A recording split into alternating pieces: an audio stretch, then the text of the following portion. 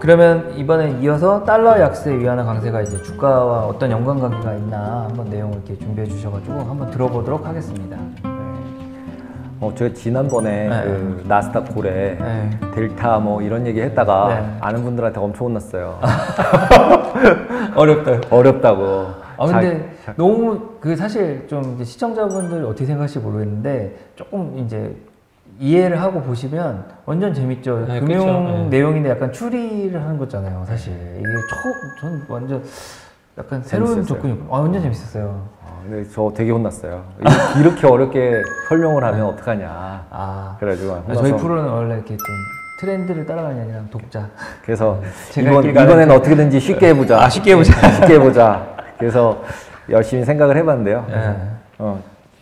어려우실지 잘 모르겠네요. 네. 일단 그 리스크 온, 리스크 오프라는 단어가 신문에 되게 많이 나오잖아요. 네. 근데 이제 그 단어 자체에 대해서도 사람들이 정확하게 인식을 못하는 것 같더라고요. 네, 맞아요. 그래서 이제 리스크 온은 뭐고 리스크 오프가 뭔지를 일단 한번 설명을 해보려고 그래요. 네. 그래서 제가 보여드리는 그 차트는 달러 약세는 리스크 온 이렇게 써놨는데 이게 스위치를 키면은 온이고 오프하면 끄는 거잖아요. 그쵸. 그러니까 리스크를 켰으면 리스크를 막 가진다는 거죠. 담는다는 뜻이고 리스크 오프 그러면 리스크를 다 덜어낸다 이런 뜻이라고 보시면 될 것 같아요.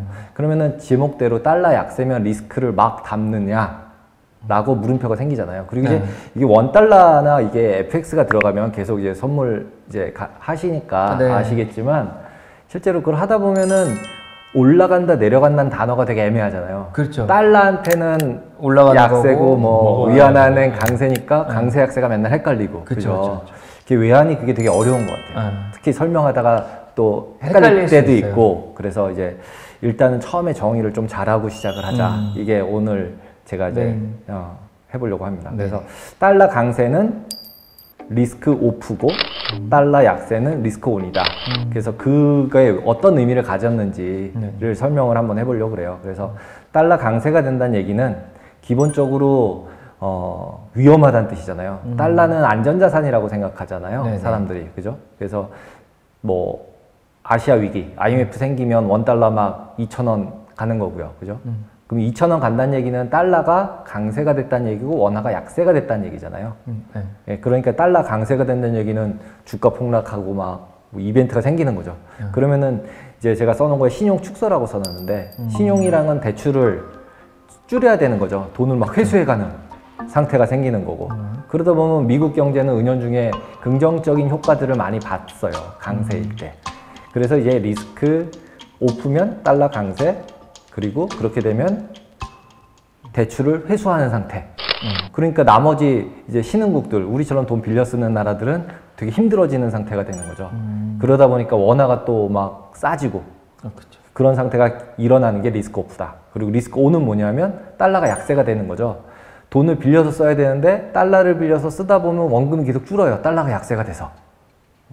그러니까 너무 좋잖아요. 빌려 쓰는 입장에서. 그래서 리스크 온이라고 표현하는 게 달러가 약세가 되면 리스크 에셋을 달러를 빌려서 막 사는 그러다 보니까 또 돈을 막 빌리는 거니까 신용이 확대되는 거죠.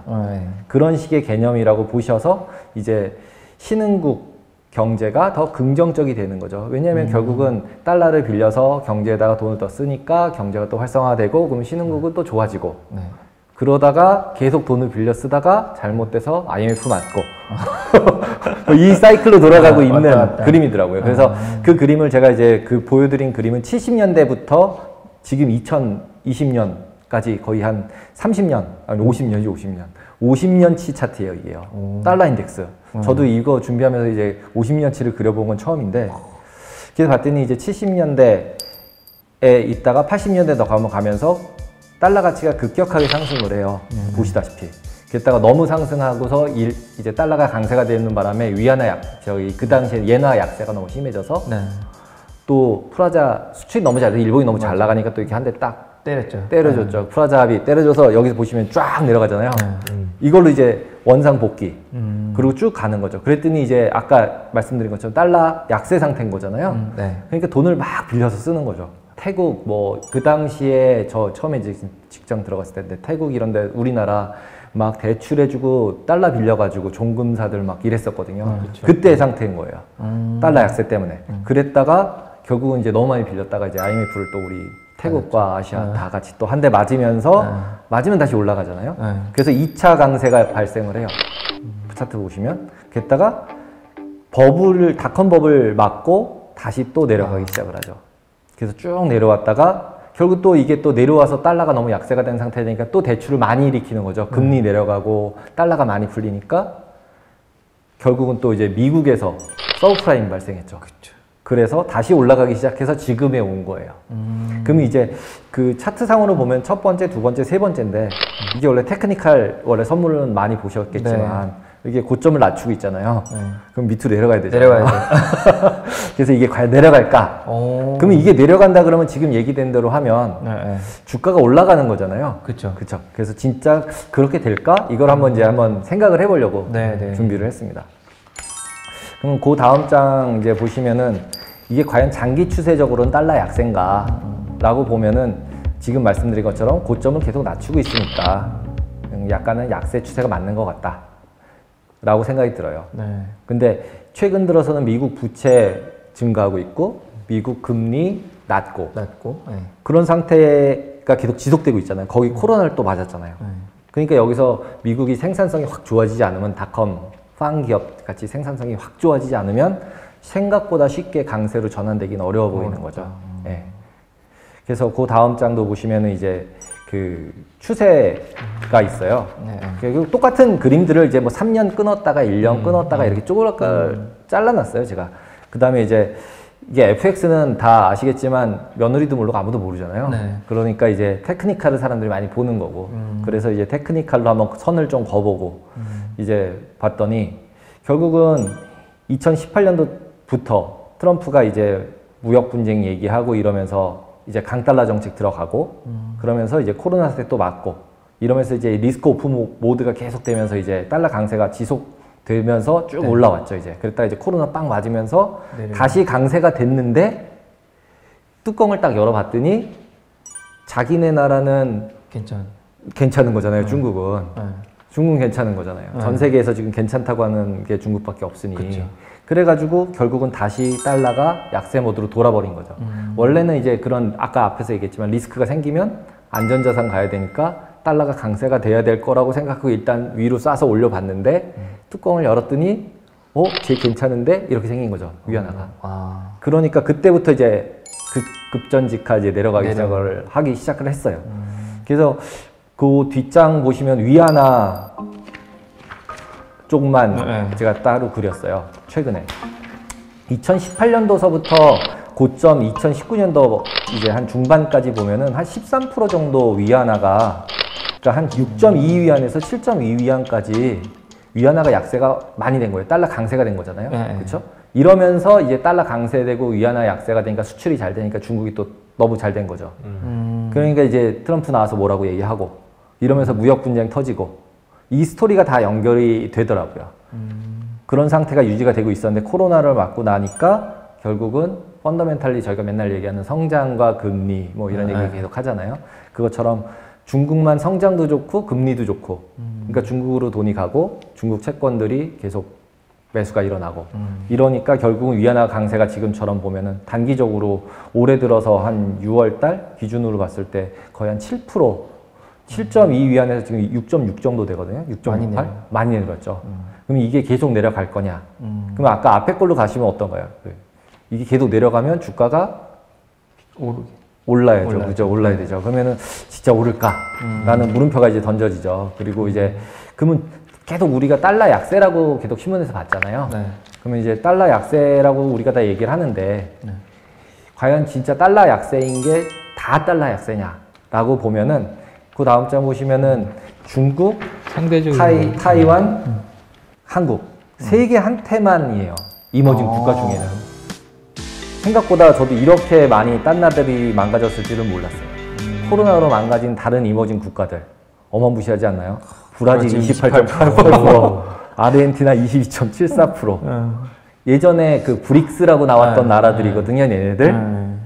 이 나라들이 다 브릭스 나라들인데 러시아. 30%씩 막 다 망가졌어요. 그러네요. 그리고 옆쪽에 요 그 숫자들을 보시면 왼쪽은 주가 지수예요. 네네. 주가 지수 보시면은 뭐 폴란드 이런 데 다 20%, 30% 레벨인 거고 칠레 이쪽도 뭐 콜롬비아, 칠레, 뭐 아르헨티나는 주가는 올랐더라고요. 브라질은 빠졌는데. 그래서 이런 부분은 저도 정확히 팔로우는 못했지만 일단은 이 정도로 움직였고 달러도 약세인데 거기에 대해서 이만큼 약세면 어마어마하네요. 어마어마해요. 그래서 야 이거는 정말 다른 나라는 다 죽었구나 이런 생각이 들더라고요. 그래서 브라질 그때 했을 때 더 잘 팔았어요. 코로나 뭐 가서 뭘 좀 투자를 하든지 그죠. 여행이라도 좀 가고 싶네요. 여행 가면은 되게 싸겠더라고요. 진짜로 브라질 이런 데 여행 가면 여행 갈 수만 있으면. 네, 갈 수만 있으면. 네, 지금 못 가잖아요. 못 가죠. 네.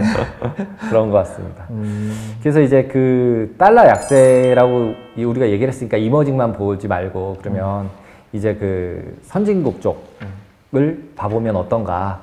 라고 그래 선진국을 보면은 유럽이 대부분 다 선진국이잖아요. 네. 그래서 유럽 쪽 보면 유로 쓰는 나라들이 대부분 다 5% 정도 달러가 약세가 진행이 이미 됐어요. 근데 이 부분이 제가 이제 계속 물음표가 좀 던져지더라고요. 유럽도 되게 나쁘잖아요. 네. 지금 어느 정도인가 하면 유럽은 이번 크리스마스에 진짜로 2km 밖으로 못 나가게 한다는 얘기가 돌아요. 진짜요? 완전 폐쇄. 네.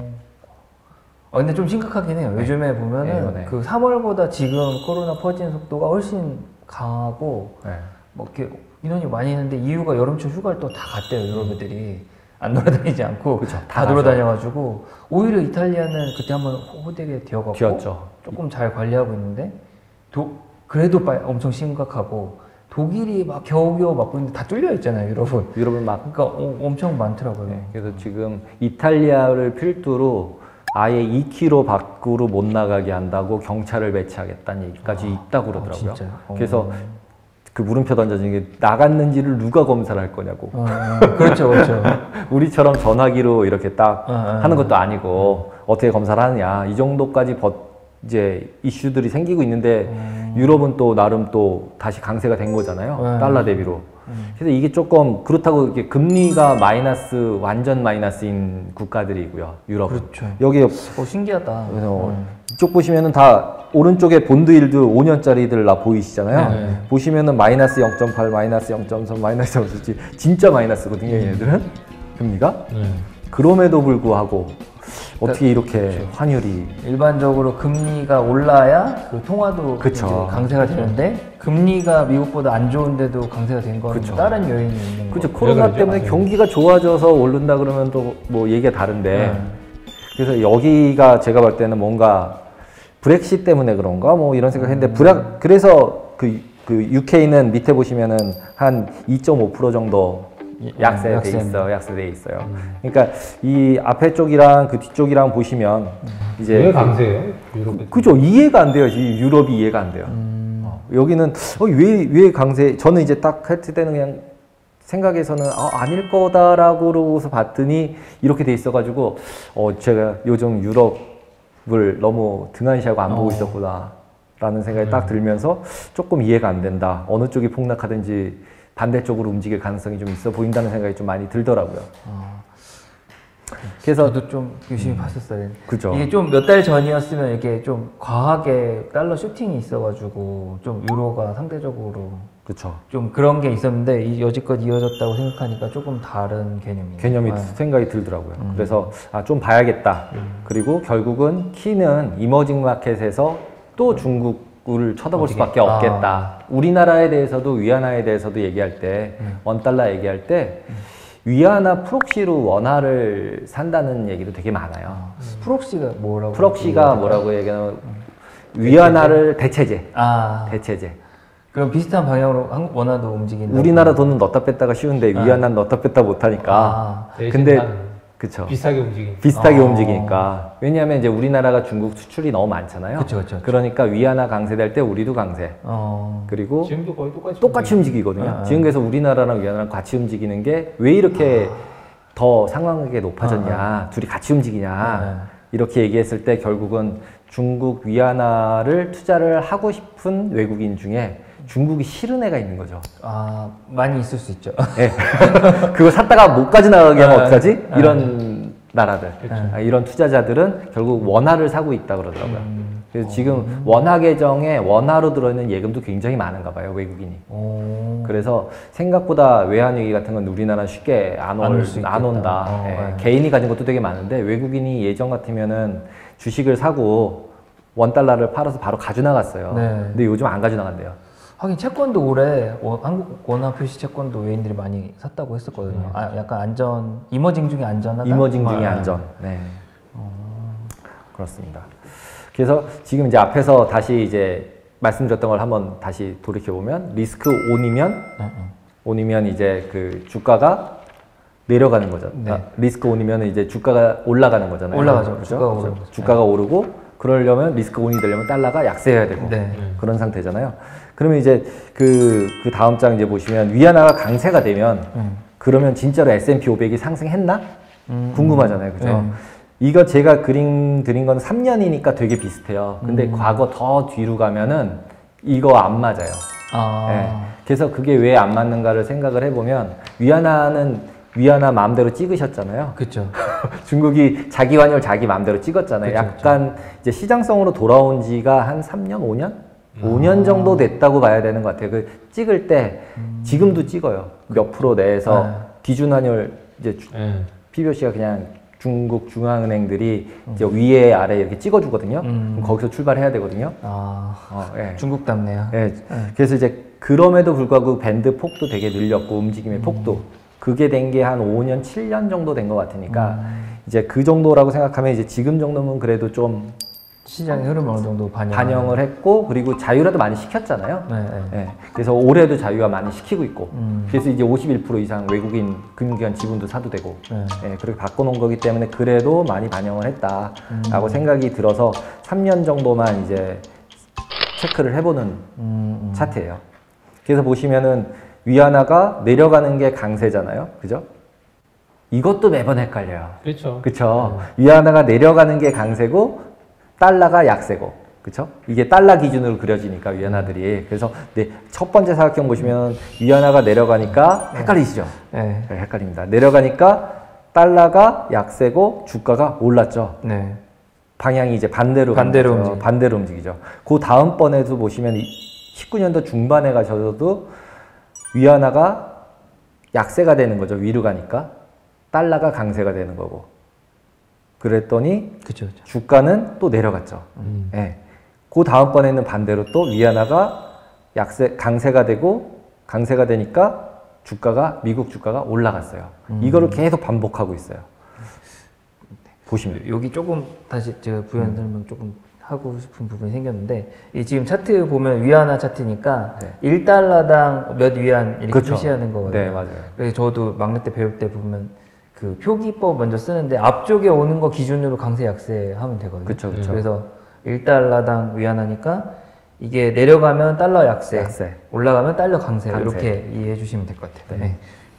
그래서 기준을 이제 달러 기준으로만 얘기하는 게 제일 쉽잖아요. 그렇죠. 네. 그래서 지금 말씀해 주신 게 되게 정확하게 짚어주신 것 같아요. 원래 제가 예전에 이제 금융상품 중에 FX 마진이라는 상품도 담당을 했었어요. 그때 그건 이제 현물 베이스다 보니까 어느 때는 달러 앞에 쓰고 어느 때는 이렇게 뒤에 쓰는 룰이 궁금해서 물어 듣기로는 현물 시장에 쓰는 룰인데 원래 달러가 기축통화 전에는 영국이 막 세계를 제패해가지고 영연방 통화가 앞쪽에 와요. 그렇죠. 그래서 파운드, 뭐 호주 달러. 그러니까 그런 식으로 오고 유로도 앞으로 오죠. 그러니까 흔히 많이 쓸 때 1유로당 얼마 이런 식으로 표시를 많이 하고 그 다음 이제 기축통화 되는 게 달러니까 달러당 얼마 이렇게 하고 나머지 나라가 끼면은 다 이제 뒤로 가거든요. 달러 원화? 달러 엔화? 근데 한국은 원달러라 부르지만 실제는 1달러당 얼마니까 달러 원하고 파운드도 마찬가지고 그 룰로 기억하면 영연방 기준으로 많이 쓴다 이렇게 하고 뭐 유로화랑 달러 기준으로 많이 쓴다 이렇게 하면 많이 좀 이해하기 쉽죠. 네. 그래서 제일 이제 그 봤던 부분이 빨간색으로 해놓은 코로나 때 어떻게 된 거지? 라고 자세히 보시면 위안화 보시면은 이렇게 확대해서 볼 수 있는지 잘 모르겠죠. 확대해서 보시면은 달러가 위로 확 올라갔네요. 달러가 위로 확 올라가면서 위안화가 그러니까 주가 지수가 확 내려갔다가 거기서 뒤집히면서 이제 주식은 계속 올라가고 위안화가 계속 강세가 되고 있는 모양이죠. 그죠? 그래서 이제 그 보통 그 밑에 있는 게 이제 상관관계 부분을 계산해 놓은 시기예요. 그 보시면은 마이너스라고 돼 있잖아요. 네. 그러니까 지금 저희가 눈에 보이다시피 역으로 움직인다 라는 표시예요. 그래서 역으로 0.5 이상 가면은 굉장히 같이 반대로 똑같이 반대로 이제 미러로 움직인다. 그리고 0으로 가면 별로 둘이 상관없다. 이런 건데 마이너스 0.2면 한 절반 정도는 네, 더 따라다닌다는 얘기죠. 최근에. 그리고 이게 장기이기 때문에 단기적으로는 더 많이 같이 움직이고 있어요. 그럼 이제 S&P 말고 나스닥도 그런가? 라고 해서 뭐 물론 뭐 주가지수 비슷하게 움직였으니까 비슷하게 움직였겠죠. 그래서 가서 보시면은 생각보다 나스닥은 더 같이 잘 움직였더라고요. 꺾이는 점들이. 그러네요. 예, 그래서 눈에 보시면은 그 꺾이는 점들 보시면은 딱 눈에 확연하게 탁탁 보이더라고요, 나스닥은. 그래서 이걸 이제 저희가 지금 이걸 하는 것도 어쨌든 예상을 좀 해보자. 뭐 이런 거잖아요. 네. 이제 뒤에 가서 어떻게 될까? 그래서 그러면 어떻게 되는 걸까? 그러면 이제 여기서도 뒤에 옆에 보시면은 나스닥 상관관계 되게 역의 상관관계 되게 높고 그러면은 마찬가지로 무역전쟁 있고 나서 무역전쟁 선포하고 나서 트럼프하고 나서 역의 상관관계들은 더 명확하게 움직이기 시작을 했고 그러면서 이번에 코로나 사태가 나고 위안화 강세는 세지고 있고 그리고 주가지수는 뭐 이 코로나에도 계속 올라가고 있고 그럼 이제 지금 다들 버블이다 아니다 뭐 엄청 말들 많잖아요. 근데 너무 급하게 내려와서 일단은 기본적으로 둘이 그 속도를 조절해야 된다라는 얘기들은 계속 하고 있어요. 네, 하고 있고 그런 뉴스들도 많이 나오고 있어요. 그래서 제가 보기에는 일단 위안화 약세가 전환되나 안 되나 그 다음에 장기 금리들 미국 장기 금리가 올라가나 안 올라가나 근데 불행하게도 장기 금리가 많이 올랐어요. 한 8월부터 10년짜리 30년짜리 미국 장기 금리들이 이렇게 올라가고 있어요. 그래서 약간 무섭다. 그렇죠. 그 금리가 향후에 올라갈 가능성이 있으면 이제 주가는 거의 이제 그렇죠. 고점에 많이 왔나 근처에 이렇게 그런 거죠. 아까 말씀드렸듯이 이제 달러 강이 되는 거잖아요. 이게 미국 금리가 올라가면 성장 같이 올라가면 달러 강돼야 되잖아요. 근데 지금은 금리 내려가고 성장도 안 되니까 달러 약이었는데 이게 두 개가 올라오면서 같이 올라오면 부담스럽잖아요. 부담스럽죠. 그나마 지금 이제 위안화가 이렇게 강세를 계속 버텨주고 있으니까 버티지만 아까 저희 얘기했듯이 유럽 어차피 잘 안 돼 보이고 그런 상황인데 중국까지 잘 버텨서 이렇게 되면 달러 강세 다시 되면 나머지가 내려와야 되잖아요. 그렇죠. 그런 느낌이 좀 납니다.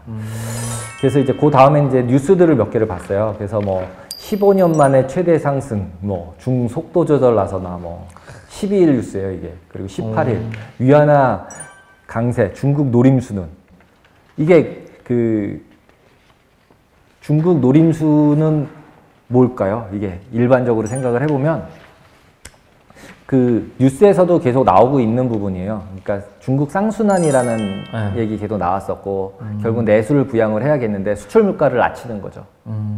네. 환율을 계속적으로 자기네가 고가 되면 수입 물가는 낮아지니까 그렇죠. 대신 수출은 못하겠죠 잘. 그렇죠. 근데 어차피 수출은 트럼프가 막았잖아요. 그렇죠. 못하게 하니까. 네, 못하게 하니까 어차피 안 될 거. 내수나 잘하자. 내수나 잘하자. 그게 아닌가라는 생각들이 조금씩 들더라고요. 그래서 그런지 몰라도 그 다음 장 뉴스도 보시면은 국경절 그 소비로 그 중국 경기가 회복세를 보이고 있어요. 그래서 오히려 그 국경절의 소비 규모가 작년 19년도 대비해서 많아졌어요. 이게 그 22일 뉴스예요. 어제 뉴스라서 이게 되게 이게 진짜로 그러면은 소비가 진짜 회복이 되나? 이런 생각이 들더라고요. 그리고 이제 그 옆에 그 이왕휘 뭐 아주대 교수님이 뉴스에 기고하신 글인데 제가 동그라미를 쳤어요. 근본적인 변화, 경제 정치계. 그게 이제 예전에는 수출 지향 산업화였는데 국내 대순환으로 넘긴다 이런 뉴스들 많이 보셨잖아요. 그래서 이제 결국은 앞에서 소비를 키우는 전략이 어느 정도는 성공을 거두고 있나 보다 이런 생각이 좀 들더라고요. 그래서 지금 저희가 이제 볼 때 앞에서도 계속 얘기했던 성장하고 금리가 있는데 금리가 올라가나 안 올라가나 그거에 따라서 위안화가 강세로 계속 가느냐 아니면 여기서 꼬리 내리고 올라가느냐 이게 키포인트가 되지 않을까 싶어요. 그럴 수도 있겠네요. 네. 진짜. 근데 이제 제가 여기도 썼지만 아까 저희들 웃으면서 얘기했잖아요. 미세먼지. 일단 중국의 내수는 회복되나 보다. 네, 미세먼지가 너무 많다. 미세먼지 다시 많아지니까. 네. 좋아해야 되는 건가요? 그러니까 이게 좋아해야 되는 거예요? 싫어해야 되는 거예요? 싫어야죠. 근데 이제 다들 이제 주가가 올라야 해피하잖아요. 그 영끌들 막 돈 막 해가지고 대출해가지고 샀는데 여기서 폭락시키면 좀 그럴 수도 있고 저는 조금 다르게 해석하세요. 어떻게 해석하세요? 저는 이걸 딱 보면서 무슨 생각이 들었냐면 뒤로 역으로 설명드리면 일단 중국이 위안화 강세를 용인하는 거는 미국이 선거 끝난 다음 하는 정책 대비해서 용인하는 것 같다는 느낌이 든 게 원래 트럼프랑 한참 싸울 때 트럼프가 매번 이렇게 보이려고 하면서 안 보이는 카드가 환율 조작국이었거든요. 위안화가 강세되는 걸 중국이 막는다.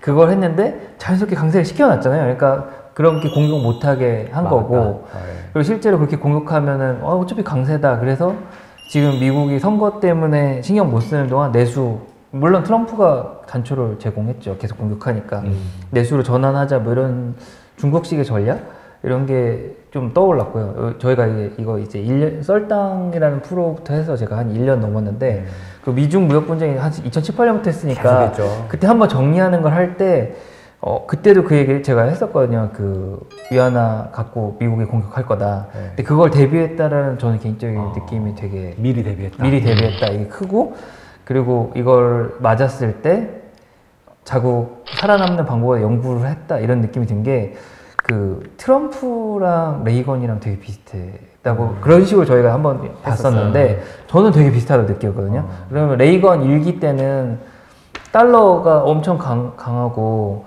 엔화랑 마르크화가 약세여가지고 그 수출을 많이 했단 말이에요, 미국에. 미국이 경기가 안 좋아서 뭐 레이건 때 막 투자도 많이 하는데 경기도 안 좋고 그런 게 했다가 이기 딱 되니까 이리 와봐 해서 플라자에서 야 니네가 다 똥을 뒤집었어. 그래서 독일이랑 일본이 확 무릎을 끊고 망가지잖아요. 근데 독일은 유로화 만들면서 이제 과거를 결별 한번 한 거고 그래서 독일은 일어섰는데 일본은 지금 여전히 그 플라자 이후 내리막을 계속 하고 있잖아요. 한 번도 뒤집지 못하고.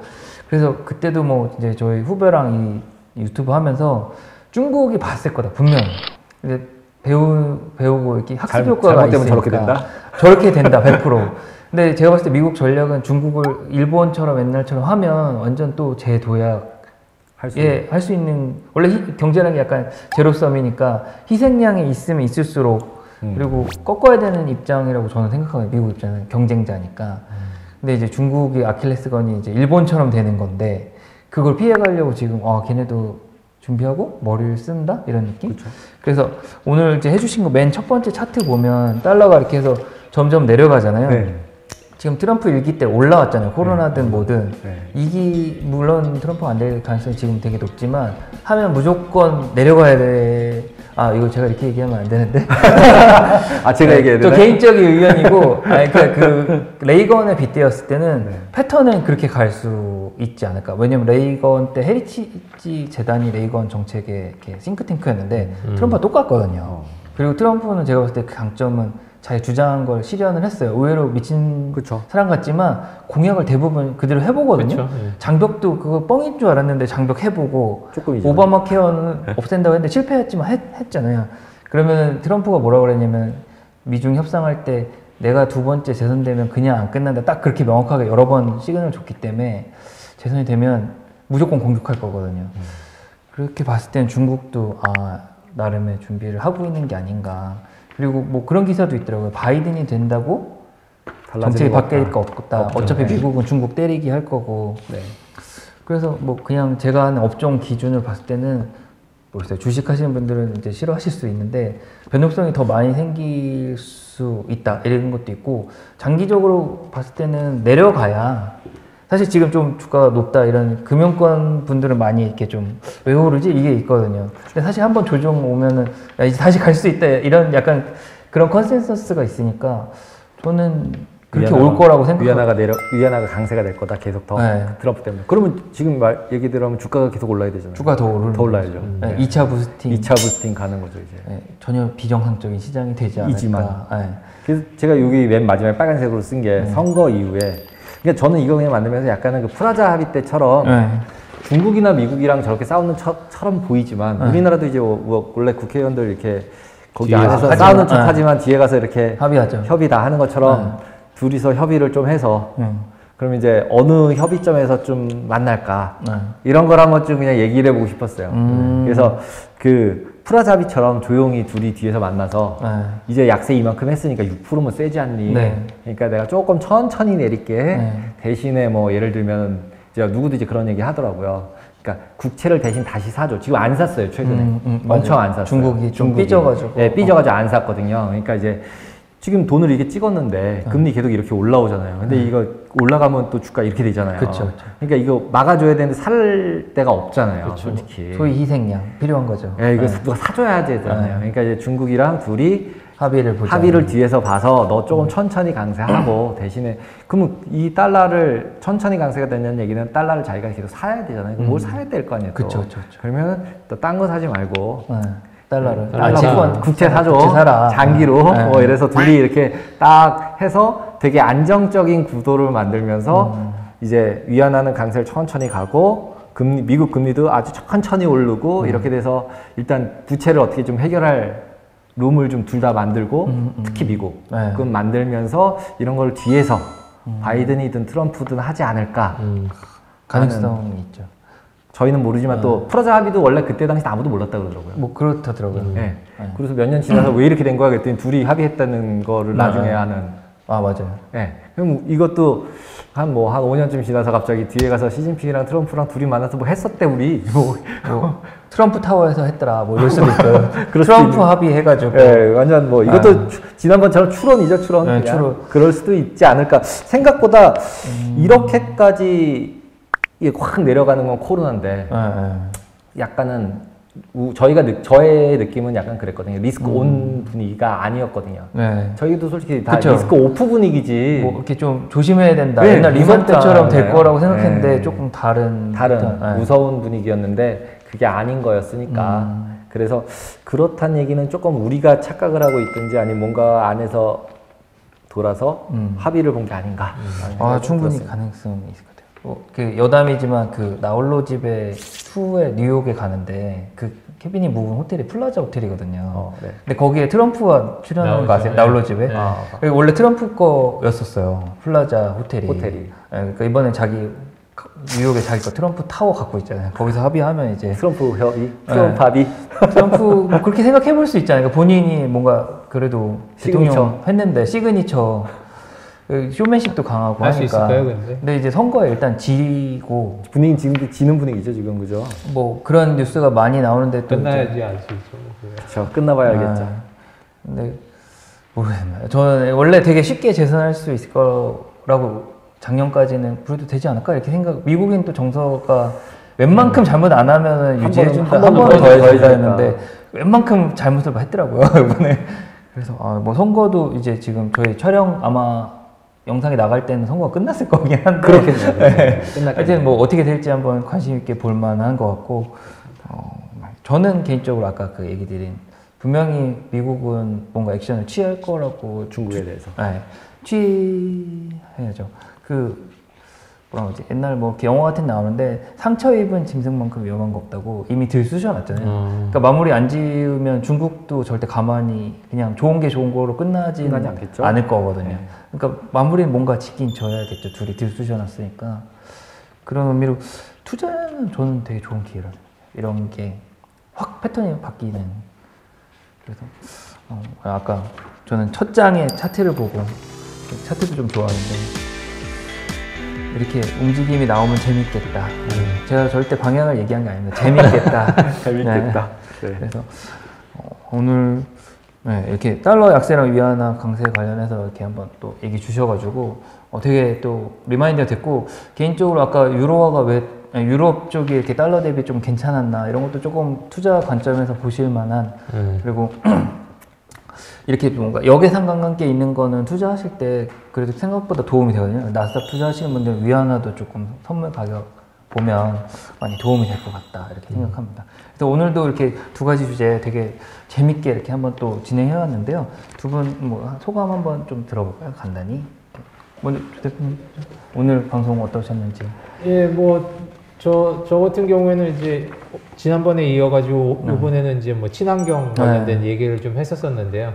뭐 이런 부분에 있어서도 좀 뭐 어느 정도 직접적으로 이제 투자 뭐 이게 사라 팔아 뭐 이런 얘기는 아니지만은 그래도 좀 트렌드나 아니면 좀 장기적인 추세에도 좀 관심을 좀 가져보시는 게 어떨까 싶어서 이제 말씀드렸었는데 혹시 좀 도움이 됐을는지 모르겠네요. 예. 되게 새로운 관점에서 좀 볼 수 있었고 저는 아까 누차 강조하지만 직접 투자에는 좋은 것 같다. 네. 네, 맞습니다. 그게 좀 좋았던 것 같아요. 네. 전무님은? 네, 저는 어쨌든 어떻게든지 쉽게 해보려고 그랬는데 쉽게 하는 건 어렵네요.